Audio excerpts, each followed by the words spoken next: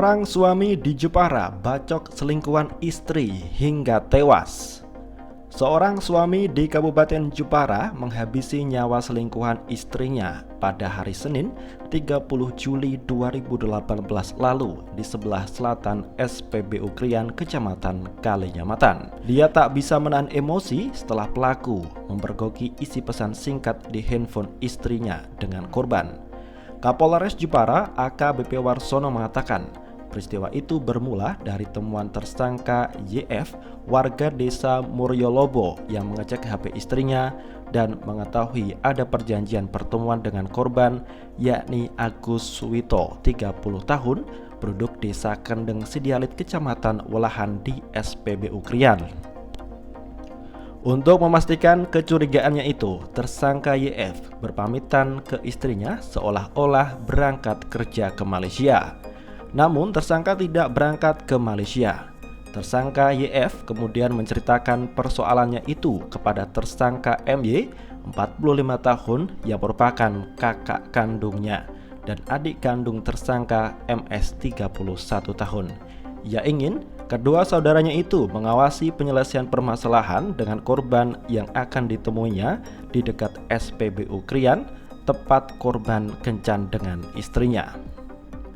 Saat istri tersangka menemui korban, kata Kapolres, tersangka langsung mendekati korban dan terjadi perdebatan hingga akhirnya terjadi perkelahian. Melihat hal tersebut, tersangka MY 45 tahun dan MS 31 tahun turun dari mobil, kemudian mendekati ke tempat kejadian perkara dan langsung ikut melakukan pengeroyokan secara bersama-sama dengan tangan kosong. Pada saat itu, tersangka YF 40 tahun yang kini masih buron diketahui mengambil celurit dari motornya kemudian membacok di bagian kepala korban. Selanjutnya, korban ditolong warga dan dibawa ke Rumah Sakit Kartini. Namun setelah 2 jam dirawat, korban dinyatakan meninggal dunia karena pendarahan. Sedangkan para pelaku melarikan diri ke Malaysia setelah melakukan perbuatannya. Setelah ketiga tersangka selama 3,5 tahun kabur ke luar negeri, salah seorang tersangka yakni MY 45 tahun yang merupakan kakak dari tersangka YF 40 tahun dilaporkan pulang ke Indonesia. Informasi itu pun sampai ke polisi. Petugas Satreskrim Polres Jepara membuntuti saat tersangka melakukan karantina di Jakarta hingga kontrak rumah di Kudus hingga akhirnya dibekuk pada hari Jumat 14 Januari. Sementara pelaku YF 40 tahun dan adiknya MS 31 tahun hingga kini masih buron. Karena perbuatannya, para tersangka melanggar pasal 170 dan atau pasal 338 KUHP. Tersangka diancam dengan ancaman hukuman penjara paling lama 15 tahun. Kegiatan press release mengenai perkara pengeroyokan yang mengakibatkan korban meninggal dunia dan atau pembunuhan. Yang mendasari perkara ini adalah laporan polisi nomor LP B047 Romawi 2018 Jateng Res Jepara Polsek Kalinyamatan tanggal 31 Juli 2018. Untuk kejadian itu terjadi pada Senin 30 Juli 2018 sekitar 3,5 tahun yang lalu, sekira pukul 9 WIB, tepatnya selatan SPBU Krian, Kalimantan, Kabupaten Jepara. Pelapor Saudara US 34 tahun, swasta Desa Kendeng, Jepara. Kemudian korban AS 30 tahun, alamat Welahan, Jepara. Dan sudah kita tersangka yaitu saudara MY 46 tahun, kemudian saudara YF 40 tahun dan saudara MS 31 tahun yang masih DPO. Barang bukti yang kita sita adalah 1 unit sepeda motor Honda Supra warna hitam dengan nopol K5037 FQ, merupakan sarana yang digunakan korban saat datang ke TKP.